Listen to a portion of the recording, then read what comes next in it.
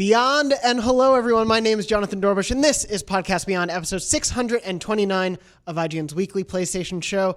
And boy, howdy do we have some breaking news to talk to you about, as well as some sort of, but not really, but kind of PlayStation 5 news. Joining me this week for episode 629 is Max Scoville. Howdy do. Howdy do, partner. Don't know where that came from. It's fine. It's the middle of the afternoon. Lucy O'Brien is also Hello. here. Welcome back, Lucy. Thank you. It's good to be back. Good to have you here. And Brian Altano. Yippee-ki, yay.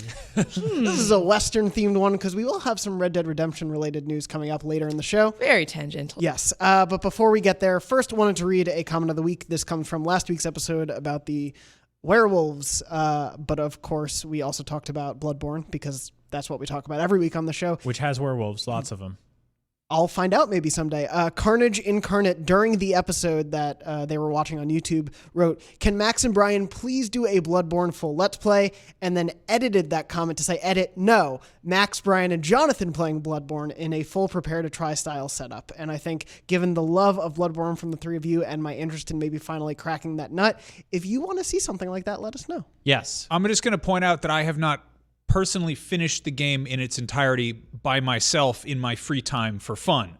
So to do a full Let's Play on the schedules of two other people is just kind of an undertaking. But just putting that out there. I'm very keen, and I'm especially very keen to usher you through the first 20 minutes, which I think possibly took me around 5 hours to actually get through. Great. So I will point out, I just whooped that game's ass in 6 days flat, and I'm on a new game plus and crushing through the DLC on a harder difficulty level right now. I'm ready to mentor you, and I want to play Bloodborne and get paid by work to do it. You've given up on me. I'm like, I did it. I beat the red horse. And you're like, that's nice. I need a new protege. So if you want to see that, comment on this episode and let us know. I beat the horse? We'll get to the horse. Beating a wet horse is half Bloodborne. Also, before we get in, obviously we can't speak to it because we didn't have this coverage firsthand. But again, I want to shout out this week, if you haven't yet seen it, since the game launches next week, next Friday, the February 14th, on IGN.com and YouTube.com/IGN. The UK team of IGN did some amazing more preview stuff, including a look at Dreams' campaign mode, which we've heard about a bit before.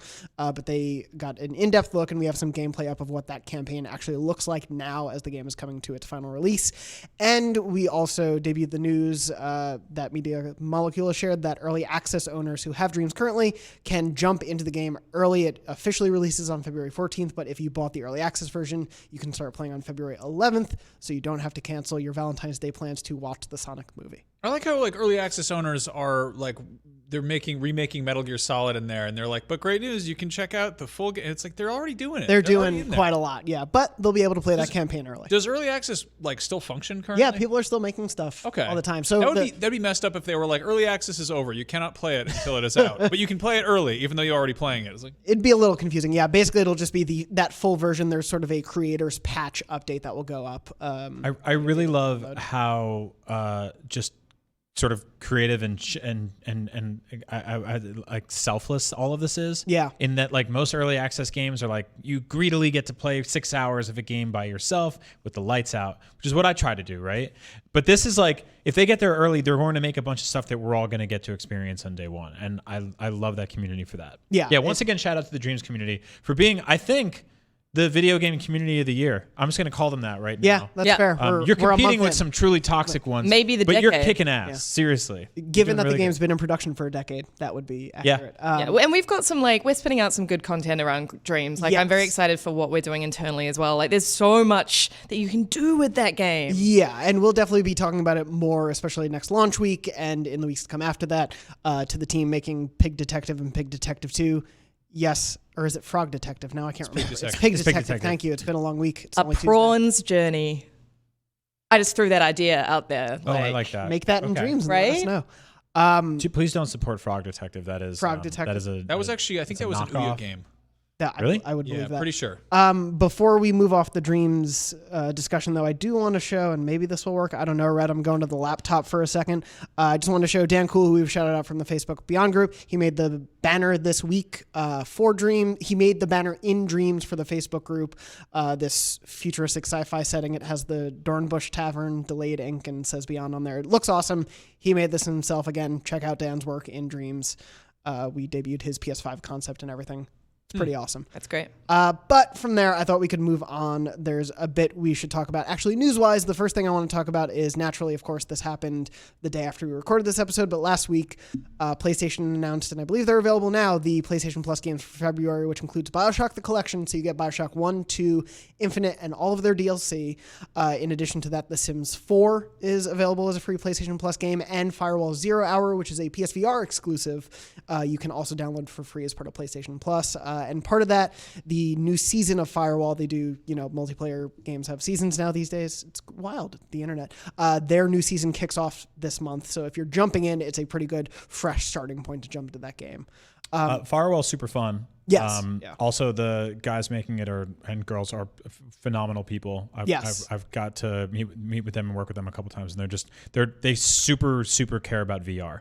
Like, this is not just like a team of people that were just like, let's make a half-ass thing on a platform so we can make some money. Like, these people legit care about VR. Yeah. It's amazing that they make a game because you have to actually get out of VR to make a game, and they did that. I think otherwise they would like to live there. But you can really tell as well. Yes. Yeah. That's the difference. The support that First Contact Entertainment, the developers, have been giving to Firewall since its launch has been really awesome to see, and I think it is one of the most tense, fun PSVR experiences I've had. Max and I previewed it before the game came out, and then I've played a bit since, and it's a really, really great adaptation of a standard, multiplayer first-person shooter deathmatch, but in VR without sacrificing that experience. So play those games. BioShock, obviously, if you haven't played those games, we talked about it last week. I never played Minerva's Den, so I'm really excited to play that. I heard for ages that it's the best DLC ever made. I'm a huge BioShock fan, and I've never played it either. I like to think that we, by the same bad magic that we used to accidentally jinx Cyberpunk to being delayed, we also got the BioShock collection on PlayStation Plus by mentioning BioShock. So that's a cold comfort. I haven't actually played the original BioShock since it came out, so I'm interested to see if it still feels as good as it does in my memory. It's gotten way worse down there. It's real wet. No. All those people doing bad New Year's Eve stuff. How are the horses?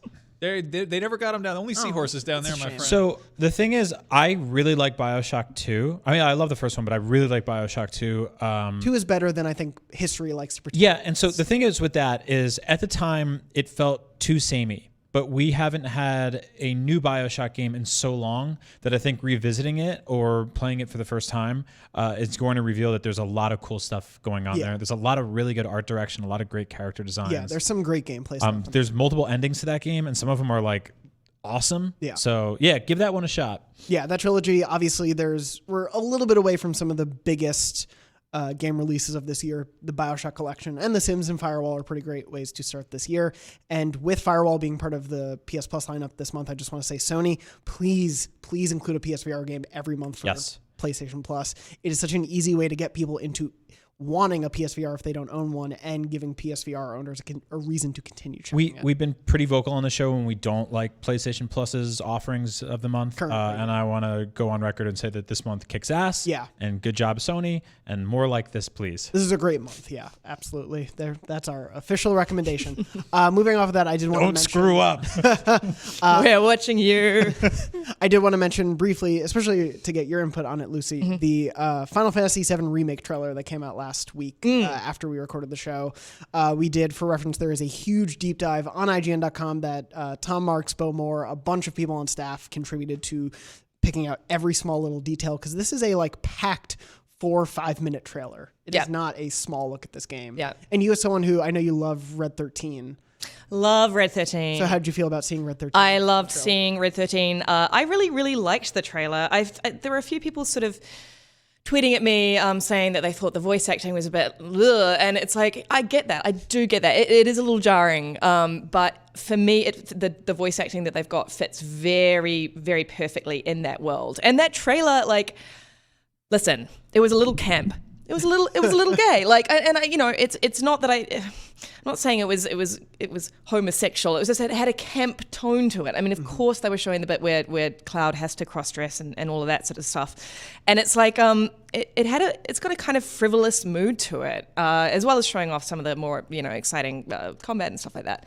But I really liked that they showed the sort of light side to Final Fantasy VII, because it is kind of a bizarre game at times. It's a very bizarre game at times, and I think people have forgotten that as time has gone on. Yeah. And it is weird, and the voice acting is going to be a little bit heightened, and and odd. And I really like that. I'm really excited for it. I feel like the tone is right. I would have been a little disappointed if they got rid of all that crazy, stupid, ridiculous stuff and just made it very gritty. So we're talking about the Mulan movie, the live action one that's coming out, right? Where they got rid of the musical numbers and the talking dragon. And I feel like for a second it was kind of looking at the FF7 stuff, and I'm like, well, they certainly made it realistic and serious and took out the anime side of it.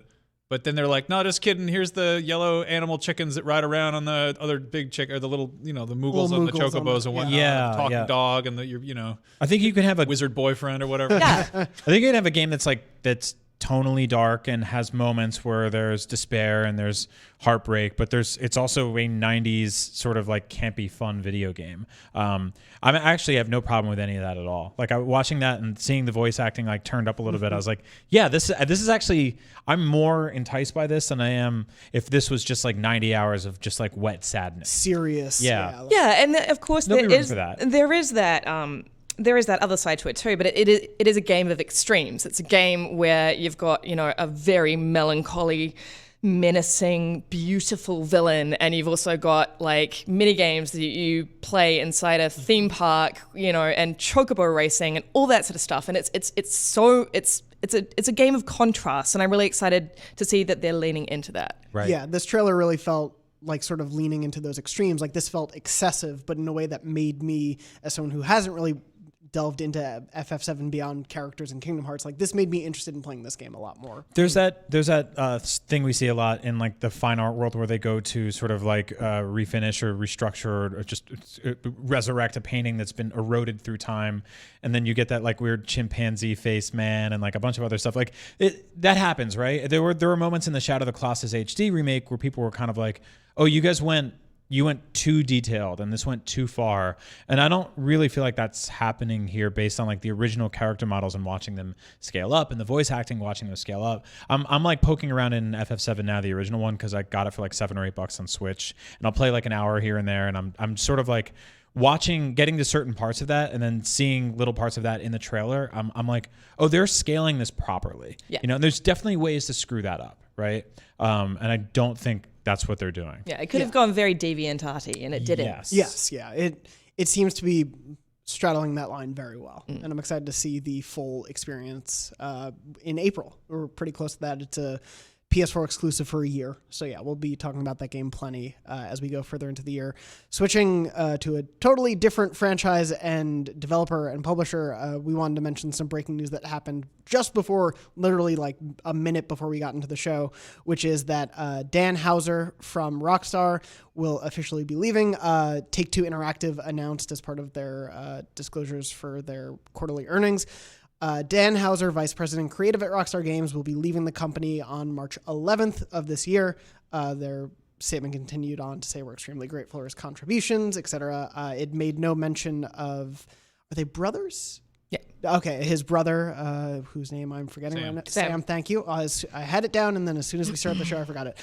No mention of Sam's continuation or also leaving, but my assumption is he'll probably be taking the figurehead position for now, until they figure out a different way forward for the studio. But what do you all think of such a major figure from Rockstar leaving? Dan's been heavily involved in the GTA series, Red Dead, some of their smaller series as well. I think ultimately, like, I'm not super surprised. It's big news for sure, but from my understanding of the way that the Houser brothers work is they have to say yes or no to everything. Like, that's the way that they work from a top level. Everything is ultimately approved by the Houser brothers, from, the littlest piece of marketing to huge, gameplay changes. And I can only imagine that you would eventually have enough. You'd just be, okay, I actually need to take my fingers and toes and elbows out of all of these pies and actually step away and do something different, because again, this is just speculation on my part, but it's just I don't think that's necessarily sustainable. Yeah, no, totally. And it's also project lead times on the stuff that Rockstar does is 5 to 10 years. These have long tail, like long shelf lives forever. They become some of the best selling games of all time. But it feels like we're years and years away from a GTA 6, and they're probably looking at this being, or he's looking at this being like, do I want to get on board for like a whole nother half a decade cycle, or do I want to leave on top? Like, we saw the MPD stuff come in, and like 2 of the best-selling games of last year were Rockstar games. Yeah, Red Dead has been the best-selling game of the last 4 years, I believe they said, and GTA 5 is the best-selling game of the last decade. Yeah, so one of the 3 or 4 best-selling games of all time. Yeah, not including like pack-in stuff that came with every system, like Tetris and Wii Sports and stuff. That's a good place to leave. Like, that's not him being like, oh, I'm going to stick around for 2 or 3 more Call of Duties with this annualized cycle franchise. It's him being like, I'm leaving after like we've made some of the biggest and most important and most financially successful open world video games of all time. Yeah, and again, this is just speculation. There may be a million reasons why he chose to leave, but just written down on paper, it makes a huge amount of sense to me. Do we think this will at all change how Rockstar operates going forward? Obviously, we don't know the exact inner workings of everything at Rockstar, but I don't think we know any inner workings of anything at Rockstar. Well, I mean, based on reports and the things that like Lucy was alluding to of the 2 of them being very hands-on and involved, and obviously like they were writers on a lot of these games. They were heavily involved in the creative aspects of these games. Assuming Sam takes on most of the responsibility leading the company, do we think we'll see any sort of change in the way they operate? I doubt we'll suddenly see leadership by committee. Yeah. I think it will, especially if Sam sticks around. Yeah. I think someone else will step into Dan's spot. That's how I would imagine it would work. Just because Rockstar has never been a company, it keeps those 2 at the top, and everyone else is under them. The secret third Hauser brother steps in for him, like the third. The Hugo of Bart Simpson. Yeah, exactly. Yeah. As far as we know, we really don't know what the implications of this will be for Rockstar going forward. Obviously, we'll keep up to date. I believe we reached out to Rockstar and they had no additional comment on the story so far, so we'll wait to hear if there's anything more. But as we go into a new generation, they're pretty quiet. Obviously, they're coming off, like you were saying, the success of Red Dead and GTA 5. Whether that's GTA 6 or, hey, GTA 5 is coming to PS5 and Series X, we'll see what they want to do. Yeah, I mean, we had heard rumors of like GTA 5 story DLC for a while, but then online took off to a point of no return. And I was worried for a second there that we would never get a sort of big narrative thing from them again. And then they shipped Red Dead, which has like a 30-hour, 40, 50-hour story or whatever, depending on how many, old houses you want to poke around in. And so I'm confident that there will be a full-fledged story for GTA 6. Just thinking about what that could be like on next gen is incredibly exciting. Yeah, but also just like, again, just going back to a leadership sort of thinking, Rockstar's whole thing is quality over quantity. Yes. And regardless of whether its employees think that the way it's led works for them, I can't say, I don't know.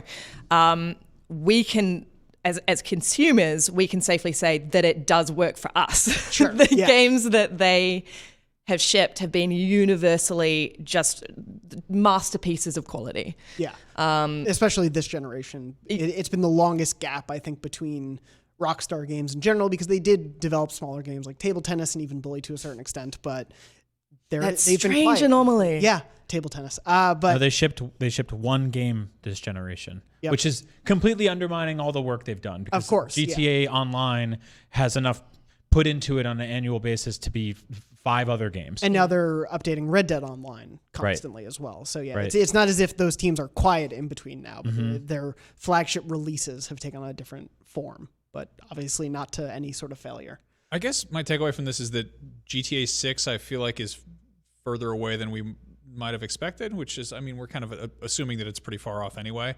The thing I've always sort of heard about Rockstar, it's all kind of whispers and rumors because they are like notoriously kind of like closed doors and very, very cryptic about stuff. But I've heard that they've always done a really good job of keeping the same teams involved with each individual project, which is sort of how you maintain that level of quality. And I can't help but wonder if, given how many of the games that Dan Houser's been attached to, if he just maybe was just kind of like, okay, this is in good hands. Like, everyone I've worked with is kind of, if enough people have been around the block a few times, that he's like, okay, here's maybe even here's a treatment for GTA 6. Like, here's a good direction to go with. It's just a couple of like scribbles on a napkin. Yeah. Yeah. Cars? Question mark. cops crime equal bad. Yeah, but I don't know. Like I really, I want to see more single player stuff, and I know that, I think, Red Dead 2 was a kind of example of that, but it's also like that's it's hard to not call that a magnum opus, especially for if Dan's like, oh yeah, this is one last job, one last hurrah, and then I'm riding off into the sunset, partner. Yeah. And then I don't know, does the new team take over? Does his brother pick up the reins, so to speak? Yeah, stop doing that. Giddy up and yeehaw, buckaroos. It's technically my fault. I opened the show that way. I do want to ask quickly, because it came to me as a thought, because I made the joke about GTA 5 being ported to next gen before GTA 6 comes out. Do we assume, or do we think they might bring GTA Online to next gen consoles with GTA 5, or would they do it on its own because of how successful GTA Online is? I mean, I think that's the question for so many ongoing games, right? Yeah. Like, what do they do about next gen? What do they do about next gen? Like, there's a massive question mark over that right now. Yeah. Do they just rely on their already massive player base to just keep playing? Right. I don't know. Yeah. I mean, like we've been theorizing about this for a while, ever since we got that sort of cryptic quote about backwards compatibility from Sony. But I'll say it again. If Sony decides that all of their PlayStation exclusives from PS4 just work perfectly fine on PS5, that's great. Great news. But I think a lot of third parties are going to be like, that's cool, but how do we make $60 new? Yeah. Like, how do I get $60 new out of some guy who will totally give it to me? Costumes, because I bought a costume in Fortnite this week that looks like a Megazord, and it was well worth it. Like it actually looks like an official Megazord? Or no, it's a knockoff Megazord. Bootlegazord. Yeah. It's like a bear head. That's fine. It's not bad. I bought Jordan 1s in Fortnite. Yeah. This is where we are. Yeah. This is a dark timeline. Anyway, moving on from that, did want to get back to PlayStation focused only news. Small thing first to bring up. Unsurprisingly, The Last of Us Part 2 got an M rating. What? I don't think any of us are shocked that it's not I won't be E10. spending my money on that. Fair enough. Family friendly gamer only. Are you kidding me? Yeah, M for nudity and drug use. What? Yeah. So this is actually this is Joel's whole shoulder. Naked drug use? You could burn yourself. Sorry, I think we started writing this down before we dug into this further, but this is actually old news. I don't know if there was it's a little bit a new posting that went their, on the ESRB their site. website updated, because there's actually not even an ESRB listing properly for it, but the Naughty Dog website now lists what got it the M rating. Oh, okay, so it's nudity and drug use. Yeah. You can now see both cheeks of the butt. That was actually at the top of the release date trailer, which also had it had the disembowelment and it had like a butt naked clicker in it. So they kind of already shown us this. Yeah. We're all speculating what kind of drug use. Yeah. Cigarettes. Well, for anyone concerned that it might be banned in Australia, it probably won't be, because drug use is very specifically when developers make drugs a reward in the game. Oh. So it's very strict, because a lot of people are like, oh, drug use, oh god, it's going to be banned in Australia. No, it's not going to be banned in Australia unless like Ellie, shoots up heroin and you get 10 XP or something. Gotcha. So like kill 20 clickers, here's a cigarette. Yeah. But if she has like a really hard day, which she definitely will, and she smokes a little of the devil's lettuce at the end of the night, isn't that technically a reward? I think that's you get some artistic license in that regard. That's a narrative reward. It's a narrative reward. Yeah. What's an example of a game that got banned in Australia because drugs are a reward? I'm totally not going to think of one. Fallout 3. That makes sense. There were please tweet at me because my brain is suddenly frozen. But there are plenty of games like where you get drugs. And like it makes you go faster, and then you're like, zoom. It's like GTA 5. You can smoke peyote or whatever, eat it. I don't know how you shoot it up. I don't do peyote. Sorry, and become like an animal, which is a reward.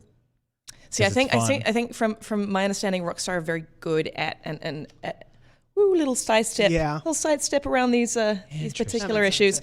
But there are a few games that you do get like sort of, it is very heavily implied that it's a drug, like not a power up. Oh, okay. Right.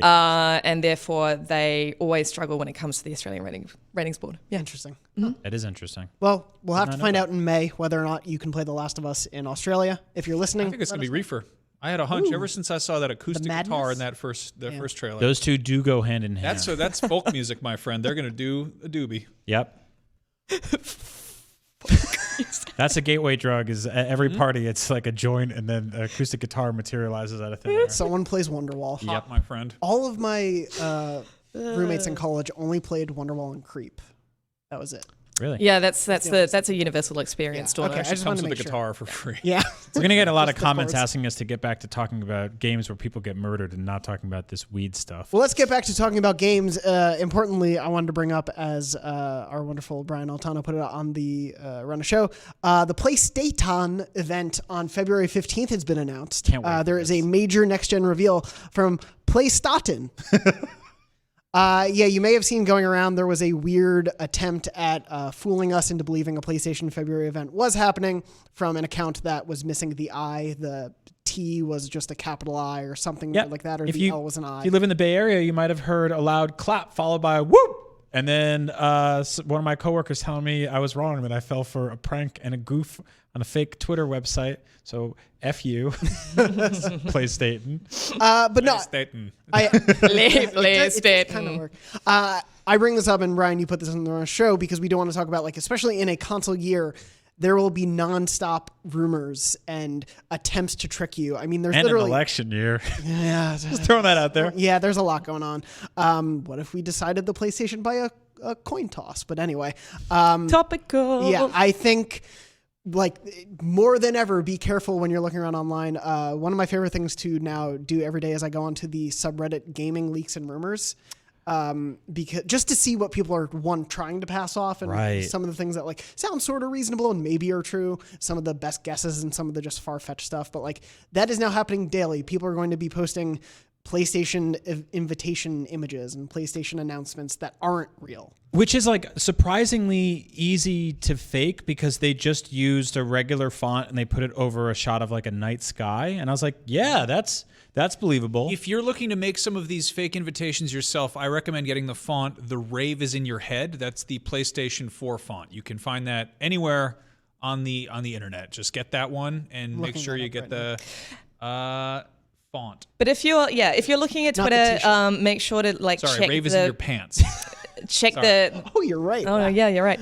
Check the Twitter handle, because I even I saw that tweet and I was like, oh God, it's really it's happening. And then I saw, like, you underneath, you were like, love my PlayStation, and, like, everyone was like, my Nintendo's and like someone else was like, love my Swanee, and I was like, haha, that's right, guys. Yeah, you can get the names of consoles wrong, and it took me forever to actually figure out that it was fake. Yeah, little cheat code here, like it's the uppercase I's pretend to be L's a lot, number ones, all that fun stuff. It's just like. Yeah, just a quick PSA. Read the Twitter handle incredibly close. Click on the thing. If it says that they have 600 followers, that's a mistake, because PlayStation would never have 600 followers. That'd be an utter failure. That would be abysmal. Yeah, they would not be the top-selling console. And if you hear "never gonna give you up," that's another bad sign. Yes, that means something has gone a goof.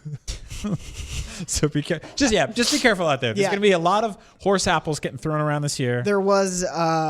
They announced a Fortnite competitive esports event for PlayStation only on February 15th. And so I saw people trying to tweet around as a joke, like, PlayStation event happening on February 15th, but it was the Fortnite esports. So yeah, you're going to see a lot of that going on. Obviously, wait to hear it from the official sources. And we have a couple small things to talk about this week from PlayStation official sources that came out earlier today as we're recording, the day before you're listening to this. So the first thing I want to bring up is that PlayStation has officially launched a PS5 website page. There is now actually a page for the PlayStation 5 where you can sign up for an email to learn about the PlayStation 5. But the filler text there says, quote, "We've begun to share some of the incredible features you can expect from PlayStation 5, but we're not quite ready to fully unveil the next generation of PlayStation. Sign up below to be among the first to receive updates as we announce them, including news on the PS5 release date, PS5 price, and the upcoming roster of PS5 launch games." 1, wonderful SEO work on that paragraph. 2, I think this definitely means we're farther away than we thought from the reveal event. Them specifically calling out the information they know we want with the date, launch games, and price, and saying we're not ready to fully unveil, to me, says, not in the next So couple there weeks. is actually a lot of details here if we dig into it. Yes. This tells us that there will be more than one launch game. Yes. That is confirmed. There will be multiple games available for gamers at launch. Not just Knack 3. You heard it here first. Yeah. That's all they've given us officially. Yeah, we have nothing. That's where we're at right now. Like, that's kind of the weirdness of this console generation, more so in the past. Obviously, last gen, in February, we had the PS4 reveal event. Right now, we have a paragraph of filler text on a website. I hate this trickling out of information stuff where it's like, hey, we found out what the name of one of the two of the new Xboxes is. Okay, what about the other one? How much is it going to be? What can it do? Shh. Yep. What's the PS5 called? It's PS5. Oh, I should ask the better question. Yep. That logo reveal, as we've said before on the show, was the #1 story on the IGN website that day. Yeah, because there were no other stories. There was a couple. It's a slow time of year. They had like a cool TV at CES. But to piggyback off of this, there was another bit of PlayStation 5-esque information that I do think we need to parse the language of a little bit. During PlayStation's earnings call, Chief Financial Officer Hiroki Totoki was asked sort of about the transition and the price of the PS5. They were wondering, hey, can you forecast us on what we can expect you to sell this for? There was a long-winded answer to this question that basically doesn't answer it, but sort of does answer some interesting things. There are a lot of words. There are a lot of words. And there's another paragraph that's not quite as related to it. It's sort of about their production cycle, but I will get to the main part of the quote. It's, what is not very clear or visible, it's because we are competing in the space. Competing is the big part there. So it's very difficult to discuss anything about the price at this point of time. And depending upon the price level, we may have to determine the promotion that we are going to deploy and how much cost we are prepared to pay. So it's a question of balance. And because it's a balancing act, it's very difficult to say anything concrete at this point of time. But when I said a smooth transition, referring to the transition between PS4 and PS5, we mean that we will definitely choose the optimal approach and that we would try to have the best balance so that we will be profitable during the life of this product. Which is to say, that's one hell of an earnings call answer. It's just it's so many marketing terms that sort of like ultimately mean nothing. It's very much like, when sports commentators are like watching a basketball game, they're like, sure is a game of two halves, there can be only one winner. I mean, like ups and downs. They're going to be ups and downs. They've played hard. But it's of course what we're hearing is that they're going to be competitive. Yes, and that they are, to me it implies they are not totally settled on price. Like they are willing to move it depending on the competition, the Xbox Series X, but it is a matter of who goes first. Yeah. It's got to be a dollar difference. It's very much being like at a restaurant with your friend and you're like, what are you going to order? Yep. Oh, really? I was going to get the cheese. I'll order what you're getting though. Well, and the other interesting part of this, to me at least, that gives us some sense of it is that they are willing to have a higher price point, but they know that means they'll have to market it more to convince you why it's worth it. Specifically when they say, we may have to determine the promotion that we are going to deploy and how much cost we are prepared to pay. So essentially, we realize we may have to promote more if it's going to be a tougher sell at a price point. But yeah, that's what that infers to me. But essentially, it is a like, hey, we're waiting for those other guys. Just when they say something, we'll say something. Well, the last time they rolled out with an incredibly high price point and just kind of stumbled being like, you'll buy it. They didn't. Yeah. People did not buy it. Yep. And so they had to undercut that and price drop the PS3 like that. I think that they are looking at that as a big stain. Yeah. And trying to avoid doing that again.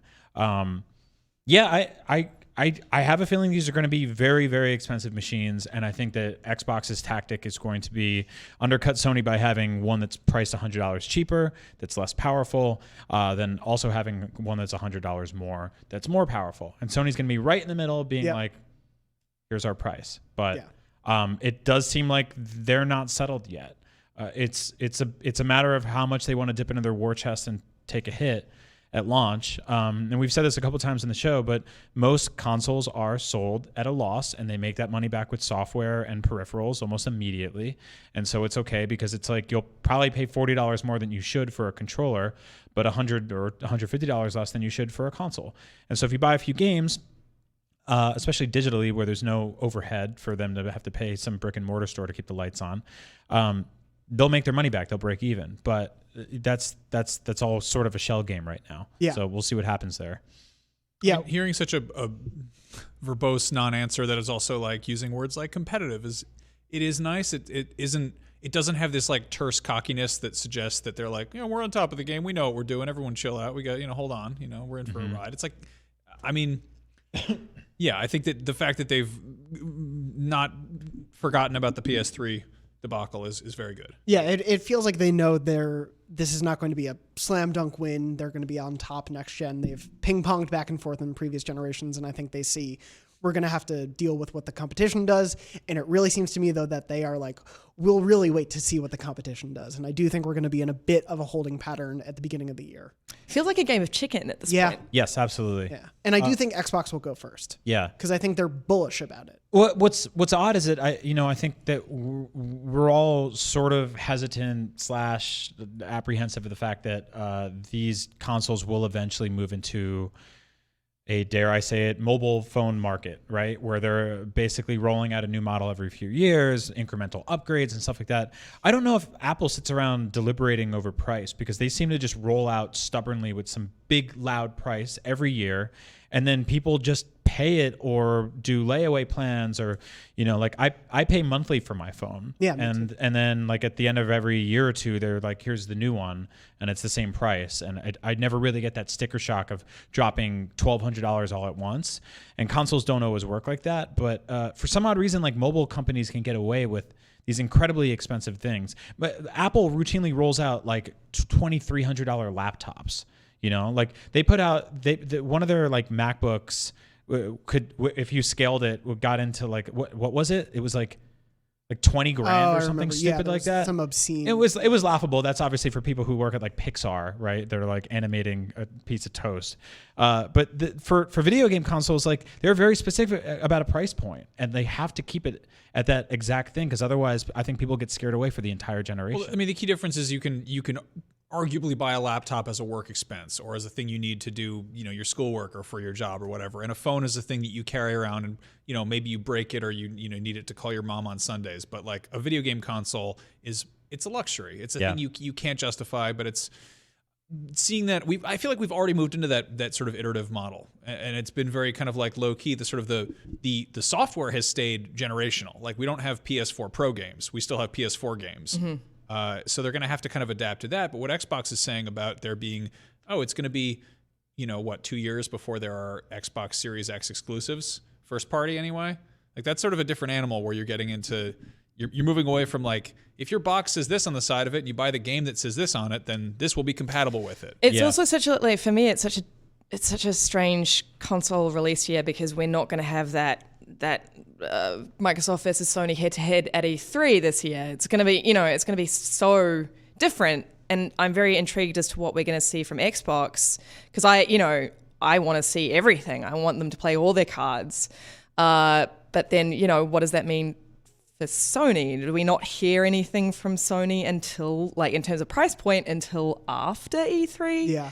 It's just like, it's really interesting to see one company just being so sort of, yes, this is what we're going to do. We're going to tell you a whole bunch of stuff, and this is when. And then Sony being like, ooh, you'll never know. Right now, we only know in terms of the like promotion cycle of these two consoles is Xbox will be at E3. That is the only thing we can bank on as a time when we will learn about these new consoles. Yeah. Everything else is up in the air. Mm-hmm. Yeah. I mean, I think another thing we can bank on is that probably once again, Xbox will have zero impact on Japan as a region. And so that's like right out the gate, like something that they're not going to be competing in. Like hearing investors call quotes come out of that country are interesting, because it's like they're still deliberating there, but like they already won that territory in terms of that 2-horse race. They're obviously, Nintendo's killing it over there right now, but so is PlayStation. The other thing that's very odd is like video games are sort of different than laptops and phones in that they scale down to kids. Like kids want to buy them, and like the idea of, I don't know, getting my kid's a baby, so she's not getting anything. But getting her a $500, $600 console as a Christmas gift is crazy to me. Like that's insane to me. And so I think that like they also have to figure out like, how do you get people who like are 16 and want to buy a video game system? Also, the biggest game in the world right now is arguably Fortnite, which is free on phones and it's free on PlayStation. But if you already have a phone, then how do you sell a new device to somebody who can already play it with a thing they have in their pocket? Right. Yeah. You don't need the hottest new iPhone. You can buy one from 5 or 6 generations ago, or you can buy an Android for even cheaper. Buy some third-party thing. With PlayStation and Xbox, it's like, do you want to play on their new systems? Well, you have to get a Series X or its little cousin, and you have to get a PS5. I mean, I would say the quality of games on phones has kind of skyrocketed since the sort of launch of last gen or current gen that we're on. Mm-hmm. So like this time around, that's got to be something that they're considering to be like, There's people who are playing stuff on their phones that is, it's like Farmville, Yeah. No, I've been playing this game on my DualShock 4 connected to my phone on this like little adapter thing called Pascal's Wager, which is a straight up like Dark Souls clone ripoff. It feels like something that would have been around at the end of last generation, the very beginning of this generation graphically. You mean like a game that just came to Switch? Yeah, exactly. And it feels totally fine. Like I could bring that thing on a plane and use my PS4 controller. Like that's a stupid way to play video games, right? It's cumbersome. And I'm a huge idiot. Well, the important thing is that Sony got 50 of your dollars for that DualShock. They did. Yeah. Years ago. Some third party got the clip, and Apple got the $1,200 for the phone, and everyone wins. Everyone's happy. I have a feeling we'll have a few weeks of this sort of like, well, PS5 news may come eventually for now, even though I think we were all kind of hoping for something early this year. But in lieu of that, like we said, there's a lot to talk about game-wise for PS4 going on. As I mentioned, we'll have Dreams coverage coming up in the next couple weeks. March has Neo 2, MLB The Show, Doom. April has FF7 Remake, a few other things. Resident Evil 3, thank you. And then obviously we get into May with The Last of Us Part 2 and so much else happening. So there will be PlayStation things to talk about, even if they hold back all of this PS5 news from us. One thing I do want to briefly touch on before we jump into what we're playing is something that Max brought up, which is a very fun sort of side thing. Yeah, so I mean, there is this sort of dead time of year, and we don't have quite enough to talk about, and so we spin our wheels for 10 minutes about how somebody in a Sony earnings call spun his wheels for 10 minutes, and what, everyone wins. But the Elden Ring subreddit, the upcoming FromSoft game, has been very busy writing about Elden Ring lore, of which there currently is none, so they've decided to make some up, and it's the most amazing thing. There's a post up on EGM that I thought was just like wonderful because it's sort of documenting how there's this like, I feel like the Death Stranding subreddit was kind of doing this, except we had like 2 years of trailers and like weird Kojima hints and stuff, whereas Elden Ring has had like one sort of teaser and the fact that George R.R. Martin is involved with it. And so people have invented bosses. They're like rank the bosses from best to worst. I find this so amazing because we see headcanon come out of existing properties, and as you say, even if they're not a fully fledged game in people's hands, players seem to know enough to go from something. But this is just from nothing. Yeah, as the story points out from EGM, all we've gotten so far is a 2-minute and 20-second teaser and an interview from the developers about making this game from E3 last year, and that is it. That's it. That is all that exists. I mean, there's enough sort of if you're like, oh, what's a FromSoft game and what's a George R.R. Martin lore, and you kind of jam those together, and so there's a character I use that loosely, named Glaive Master Hodir, who's apparently the first really tough boss, and so people are like comparing notes on strategies. Again, this boss does not exist. There is no lore. No one has said it. If you Google it, it just comes up with the subreddit, and there's fan art, and people are like complaining. They're like, I can't stand the swamp area, and everyone's like, the swamp area sucks. And it's like, it's great because it's like, well, you don't have a new FromSoft game to play, so you might as well just act like you do. I guess, I love this so much. It's so funny. I love it's it a really too. cool thing, and I think it's, again, sort of, we were talking about the impressiveness of the Dreams community. They have a game that they can make things in, but right now this community, who stems from George R.R. Martin fans and FromSoft fans, are just making whatever they can in the meantime, and I think that's pretty incredible. Yeah, no, that's awesome. I should join the Bloodborne 2 subreddit and read all that fan nonsense over there, because that sounds great. If you do, speaking of this, and then I have another transition ready for that, but speaking of this subreddit and this community popping up, if there's a community you think that's doing something really cool, especially in the world of PlayStation, if there's a subreddit or a forum of Sly Cooper fans detailing his family's history or something weird, something whatever, write into Beyond at IGN.com and let us know about those communities, because we do want to talk about them and highlight them on this show. But let's keep the FromSoft train rolling and talk about what we're playing. Brian, what are you playing? Take a guess. It's Bloodborne. Yeah, tell us a little bit about Bloodborne this week. I'm sorry. Well, I'm kidding. No, it's fine. Yeah. I have to say, I'm glad that we're talking about maybe doing a Let's Play series, because I saw you put up a poll on your Twitter the other day asking which game you should play, and you didn't list the one that your friends yell at you about every single week, which hurt a little bit. Wait, hold on. We're friends? Yeah. All right, the show's over. This is great. Oh, damn it. No. Of course we are. The Bloodborne has been defeated. I beat it in 6 days. When did you finish it? I started it on a Friday night. Max was texting me about the game, and I put up a tweet being like, "Ah, damn it, here we go again." It's just like the opening area, and then 6 days later, I was like, "Oh, this is like your third or fourth run through." Yeah. But still, like, completely enthralled, just giving me exactly what I'm looking for in 2020, which is like, I don't know, this has been like a crappy year for a lot of people, and I've been in like a weird funk, and I'm doing that thing where I'm like, why don't I play something that's like not just comfort food, but comfort food that's like really spicy. You know, like comfort food that pushes back. You have to like hunt it first. Yeah. It's like if they made like habanero scorpions. Yes.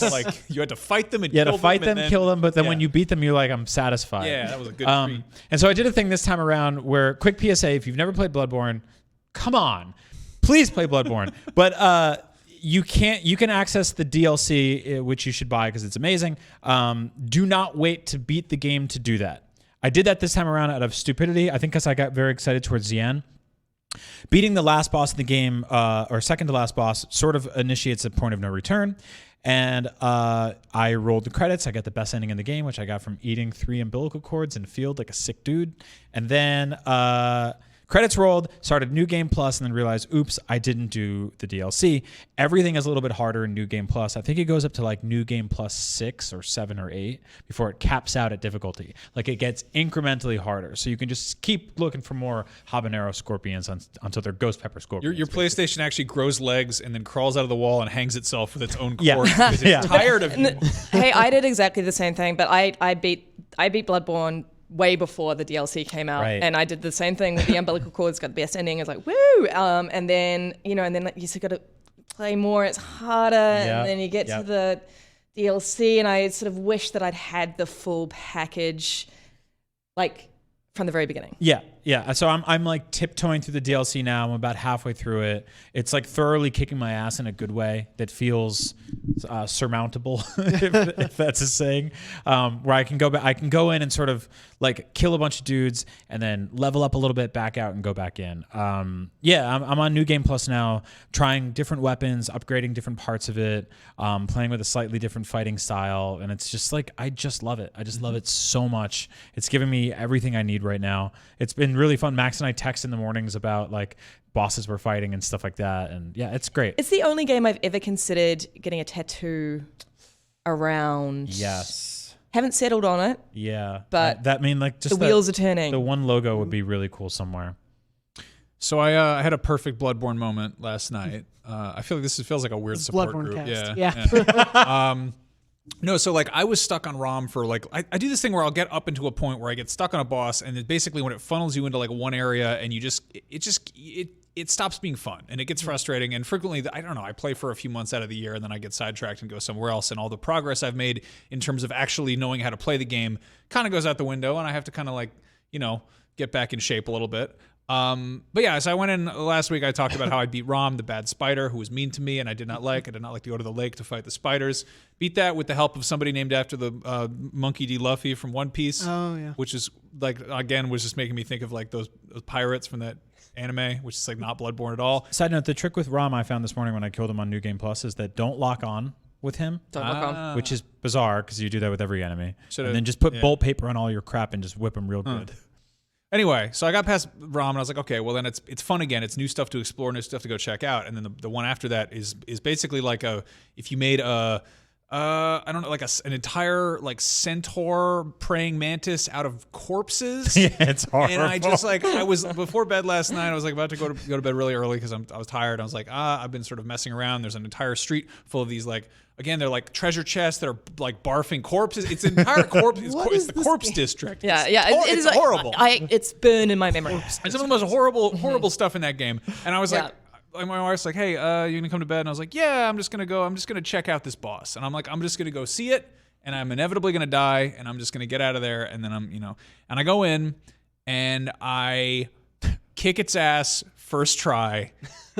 And I'm just like, there it is. There's Bloodborne. Is that bubble magic? And I'm just like, I'm completely wired. I'm like, this is probably not a good thing to do before bed. I'm like running around in the kitchen. I was very excited about it. I was playing it too. My wife's in the other room yelling at me. You're like, we need to get our wives a Bloodborne.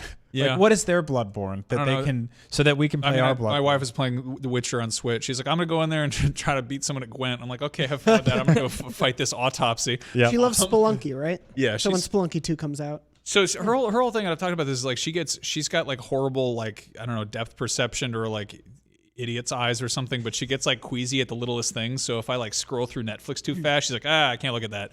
But she will also like totally wreck shop at a 2D game. Yeah. But Bloodborne is like 95% somersaults and moving as fast as you possibly can. So it's sort of like probably not for her. Why do you keep rolling? Yeah. It's also never got a pro patch. There's like wild chromatic aberration nonsense going on, and like it's such a good game though. But it's great. So good. And I'm like, I don't know, there's this feeling of like, hey, I'm making some progress here. I'm getting there, and I'm having a great time and fighting werewolves in a horrible place, and gonna go fight some more. I found out the next part has lots of spiders, so I'm looking forward to those 8-legged F words. Lucy, have you been playing Bloodborne? I have not. I actually started, and I know I'm so late to the party as you are with Bloodborne. Kentucky Route Zero. I started. Yes, yeah, we had time. Right. I mean, I just want to, everyone knows that it exists. Everyone knows it's vibe. But I do want to say, if you haven't played it already, now's a great time to pick it up, because obviously you can play the full, like, all of the acts are all together now. It tells the full story. It's such a moody, beautifully written little game that sort of, it was just what I needed to play this month. How many acts are you in? I'm only 2 acts in. Okay. But it is just so my S word. Yeah. You know what I mean? It's just very sort of Night Vale, Twin Peaksy. Yeah. Esoteric. Don't know where it's going to go. Don't know the next place it's going to take me. Want to return to that world when I'm away from it. So I'm really, really enjoying it. That's awesome. Yeah. It says a lot about all of us that we're playing stuff like that now. Yeah. And not like Halloween time, but like now in January when you're supposed to be like running or I don't know. Eating healthy. Yeah. Yeah. What are you playing? Running. Well, You got a Megazord costume? I do have a Megazord costume and having a lot of fun in Fortnite. They have a mode where you just get all the legendary weapons immediately. There's just no low-level guns, so everyone dies in like 3 shots, and it's really that fun. kicks ass. And I got my girlfriend was playing, and then she got down to, it was literally a squad of 4 other people and her left in the match, and she freaked out and didn't want the pressure, so she handed the controller to me, and I systematically was able to take out all 4 of them. And it was this like moment where in the middle of it was like I got one guy down with a rocket launcher, I got another guy down with a sniper, and I'm in the middle of it, and I'm like, don't mess this up. Like, you're not great at this game, but do this. And I killed all 4 of them, and it was just like the most amazing, relieving moment. It was so awesome. Great. There have been some really, really fun, tense moments in that game that I've been loving it more and more the more we play. See, you're not depressed. You're playing Fortnite. Exactly. That's great. There's a field. There's treasures. Yeah. There's my Megazord costume, and I'm very actually excited for the seasons to change. But I also decided to jump back in, since it is light on the big release calendar, to Horizon Zero Dawn. As I've said on the show, I never beat the campaign. I never played Frozen Wilds. I got very close to the end and then just got sidetracked. So I want to go back through, but it's been so long. I tried jumping into a late mission, just got my butt kicked. So I thought I'd start over from the beginning, get used to all the mechanics again, re-explore the story and the characters and everything. And I'm maybe 5 or 6 hours in, maybe a little later. And that game, first of all, it is stupidly pretty. I'm playing on 4K, HDR and everything, which I didn't play when I first played it. And I'm having the same problem I did back then, where I can't stop going into photo mode. I can't stop taking photos, because there are so many amazing moments and there's so much great art design in that world, whether it's the enemies or the environment or Aloy, or just like these small moments that you can pick up, and the fact that you can change the time of day in that world to any moment in the 24-hour cycle. You can just get the most beautiful shots. That has like one of the best video game photo modes. Yeah, it is incredible, and playing through that game is just like this stunning reminder of, wow, this game, it's still, I think, one of the most beautiful games I've ever played. I'm really itching to try that game again. Yeah. I almost 100% of it first time around. I know I got all the stupid coffee cups and all that, the mugs. Yeah. I miss like one part of the power armor, which I'm furious about. I want to go back and get. And I did the Frozen Wild stuff. I was looking that up after you said that, and I realized there is one bit of that final armor that you have to get during a cutscene. Not a cutscene, but during a scripted moment. Right. And if you don't get it, it's in an area that locks off until you beat the game. Yes. So I just have to go through the campaign and beat it. Yeah. So I probably have to do the same thing. No, yeah, it's just an interesting thing. I can still hear the map music in that game, by the way. Like when you hit the button to bring up the map. Oh yeah. Or lack of music is just sort of like this. That's sort of like haunting. Yeah, it's like this ambient wind chimey nonsense. Yeah, it's like if a cloud could sing. Yeah. Oh, that's beautiful. The amount of times I tried to set a waypoint only to be like greeted by like some weird slant and Alloy couldn't get up it and trying to and fake my way up anyway. That one was so interesting because again I reviewed it so many years ago. But it was such a blank slate of a game. Like we'd played it I'd played it at E3 and I was like, this looks really cool. But you sort of trust an E3 demo to be an E3 demo, not necessarily indicative of a full game, especially one of that scope. And I remember playing it, and no one else. I didn't know what other reviewers were playing it, and I was just like, when you're reviewing a game, you're sort of reviewing it in this vacuum, and like you can only trust your own instincts and your own sort of taste. And I remember there was just sort of, I was 5 hours in and I was just like, this is an amazing game. Yeah. This is like top tier. Yeah. And it was such a delightful surprise because again, Guerrilla kind of had something to prove because they'd only made the Killzone series before. I think that was a big part of people going into it sort of not knowing what to expect. Killzone's always been like, that's fine, Yeah, like it's totally for saying that. No, but especially coming off of Shadowfall, which I think was technically brilliant, like beautiful to look at, but was not what people wanted. But even with its past games, regardless of quality, Horizon was so different to anything that they'd done before. Right. Yeah. That was the thing that kind of threw me. I was like, this does not feel like it was made by Guerrilla, and it made me really excited for Guerrilla as a studio in a whole new light. It did really feel like an evolution for them. And yeah, going back to it, the thing that I've noticed the most is, because I do remember playing a large bulk of that game, and by the end of where I was playing, kind of trying to brute force the combat and just like shoot as many arrows as possible and just take them down instantly. But it really is like you need to set hunting traps. You need to plan out. And the idea, like even just the first Sawtooth battle that you get in the game where you're training, where Aloy is training, and you're like, okay, I think I can put an electric trap here and then draw it around this way, and then I'm able to knock off those plates once it's down. Like there is this methodology to the combat that is really unique and really fun. Even when some of the world itself, like it's such a flexible and open gameplay style, as opposed to the open worldness, which I think unfortunately doesn't hold up quite as well as the combat, especially when it came out, 2 weeks apart from Climb Anywhere Breath of the Wild.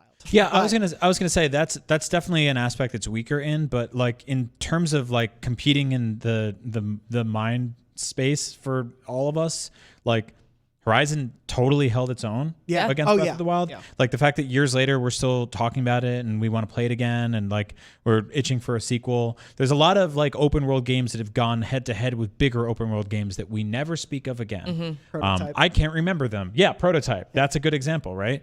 But I think Horizon really held it down, especially being on PlayStation, where it didn't have to go head to head with Breath of the Wild. But playing those two games back to back was definitely jarring because they do a lot of things different and some things better than others and on each side. But I'm really glad that both of them were tremendously successful. Yeah. And that we'll absolutely get sequels to both. Yeah, Horizon has sold tremendously well, and I think we're all kind of just waiting for the day Guerrilla announces Horizon 2, whatever it gets called. But yeah, I'm having a blast. I am intending to platinum it and at least beat all the way through the campaign and everything. And if you guys are down, I'd love to be able to like talk about it a little bit more if you want to replay some of it. Maybe later totally. This month. Sounds great. And play some of it. So if you at home also want to play a little bit of Horizon, I think we'll try to talk about it a little bit more in depth. Obviously full of spoilers and whatnot. It's been a few years since it came out, but we'll try to talk a little bit more in depth about that, and hopefully in the future more PS4 games. We're talking about not necessarily like a full-fledged book club, but sort of revisiting some of the stuff from this generation to not only celebrate the PS4, but also kind of give us an idea of where stuff will go fundamentally in the next gen. Like watching how Ghost of Tsushima will operate after, maybe revisiting Infamous and playing a few hours of that, checking out Horizon and being like, oh, what could the sequel do? Like, what's going to be weird is checking out Horizon after Death Stranding, because they're running in the same engine with the same. Right. Yeah. So I think we definitely want to do that. And as Brian was saying, sort of do this on a repeating basis throughout the course of the year when we can find the time for them. But for now, the official Beyond Book Club game of the month is Horizon. So start playing a little bit of that, and we'll definitely talk about that as we get further into the month. As we wrap up the show, want to briefly jump in, since I know we're running short on time, on one memory card story. Memory card, of course, is our weekly segment where you, the listeners and viewers at home, write in with your weird, funny, wacky, sad, happy, whatever memories of your PlayStation life, and we read them on the show. We're going to read one this week. It comes from Matt. Matt wrote in to beyond@ign.com like you can with the subject line memory card and said, "Hi all, with all the next-gen talk and rumors of a possible PS5 event in the coming months, it got me thinking of the PS4 event from February 2013. I was in college at the time, drawing naked people as part of a life drawing class. I've been there. Yeah. We were the drawing part. It's less fun than it sounds. Oh. We were allowed to listen to music during the class, so I had the event going on my phone, and my professor didn't seem to care. Just the audio and occasional glances were awesome and got me really excited about the console. To this day, I can't hear Monster Hospital without thinking about the pretty reflections and Fire and Kill Zone in a room full of PlayStation logos. I hadn't really been into PlayStation before this, but it's definitely convinced me to jump on board, and I'm so glad I did. If it's not obvious, what were you all doing during the event?" Matt asks. Also, my prediction for the Horizon Zero sequel title, Horizon First Dawn. I was nude modeling for an art class, and this one guy just kept looking at his phone instead of me, which I thought was incredibly rude. No, I was working here, I believe. Yeah? Yeah. 2013? Yeah, so I think we were getting pings from people on site. You were working here too, right? I was working here, but I remember this very vividly. I was working in the Australian office, and I'm pretty sure our internet was down. like the old Aussie, like the old adage that Australian internet sucks. So I sort of just remember seeing like little snippets of it, but not the full thing because it kept going down. Yeah. That's my story. Max, do you know where? I was at Revision 3. We're doing Rev 3 game stuff, and I think we did like a pre and post show for that. I don't remember. I don't even know. I was following IGN's coverage at that time because I was in college. I was the editor of my school newspaper at the time, so I was probably like in the office working on the next issue of the newspaper. Kids News. Yeah, Kids News. All the children's news you can read at NYU. But no, so I remember like vividly watching that whole conference via the IGN coverage of it, because conference watching was always such a big thing that I very much associated with IGN. And we're just rolling right past it. I'm sorry, Kids News is the funniest Kids thing. News is very good. It's basically what we do here. The one dumb console reveal event thing I've done similar to this was when the Wii was revealed at E3, and they did this like huge presentation for it. It was the first time, so they're showing people like ducking, going crazy, playing Red Steel, and like someone shooting and someone playing Wii Sports. I ripped the video file from IGN, downloaded it onto my iPod Video, and would watch it on the bus ride to school in the months after because I was so excited. Do you remember how many times during the launch of the Nintendo Wii you had to jump behind your couch to pick off shots in Red Steel? No one ever did that. No one ever did that. You sat or like laid down and just did like a quick flick of your wrist, and that's how you played. That game, damn it. Yeah. Anyway, thank you so much for writing in. If you want to write in for a memory card story, you can write into beyond@ign.com with the subject line memory card. And I'm going to keep that rolling with another way you can write into beyond@ign.com, which is for our newer segment, That One Thing. We debuted this last week.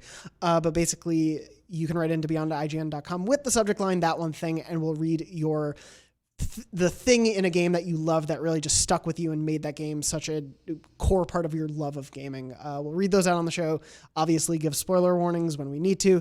Like with this one, sort of, it's a puzzle solution spoiler, kind of. This is for The Witness. Barbara wrote into beyond@ign.com and said, "Greetings and beyond.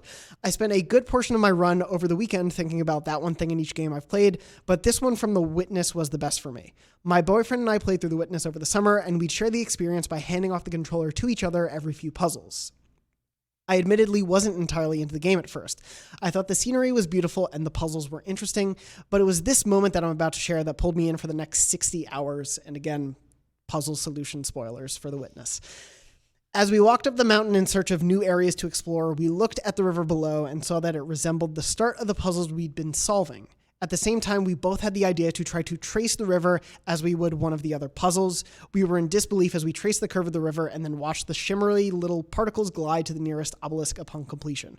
Holy cow, those environmental puzzles were so cool, and we were psyched that the river was the first one we discovered. Great show, keep up the great work, Barbara. And yeah, that was a big thing for me. I really loved The Witness when I first played it, but that moment where you realize the whole world is a puzzle. I love that part so much. Yeah. That is such a wonderful little thing. Yeah. I wish that game was almost entirely that stuff and less of like the square puzzles where you're like, there's a whole world around me, but here I am looking at a little thing. Yeah. There's a level where it goes to for those bigger puzzles that I wish was more part of it. But yeah, there's a lot of fun moments when I played that game. There's one set of puzzles that's just entirely audio based. In there. Oh, I remember. And I remember I could not figure out a certain puzzle, and I brought my roommates at the time into the room with me. And I was like, so it's going like ... blank ... but what if it was ... blank ... And I'm like trying to figure out the way to go, and they're just looking at me like I'm insane. Because it's just you see a bunch of reads. Like there's no puzzle to look at, so you're just trying to figure it out. And I'm like, what are you talking about? The Witness was such a strange like mishmash of oh God, the beauty of video games. This is like unlike any game I've played before. Oh, like I'm suddenly spiritual and just like, oh, I'm so stupid. Yeah. I'm so stupid. Why can't I get this? Yep. Yeah. My wife played that with Alana Pierce, who used to be on the show, and I think they were both stuck on something and they just decided to team up and just finish it together. Yeah. And so they had like crazy people notes everywhere. They had like scratch paper. They were taking the community like meme thing. Yeah. No, it was that, but they were taking pieces of graph paper and cutting them up with like a razor blade to make like little line shapes to try to align them accordingly. And like I swear, if you dig through my like coffee table, like the drawer inside it, you will find like remnants of Witness puzzle solutions kicking around in there. That's amazing. Yeah, obviously that game affected us in a lot of those ways, and it's great to hear from you, Barbara, that it did for you as well. If you want to write in with that one thing that really stuck with you from a game, write into beyond@ign.com with that subject line, and we'll read those on the weeks and months to come. But that brings us to the end of this episode. Yeehaw. Thank you so much for listening and or watching this episode, Beyond episode 629. Beyond is normally live every Wednesday at 3 p.m. Pacific at beyond.ign.com, youtube.com/IGN, Beyond, and your favorite podcast services. When we're not recording the show, of course, we are on IGN.com making videos and words and wonderful Photoshops and all the things that we do here. So please check out all of that. Anything you guys want to tout that you've been working on recently before we wrap up?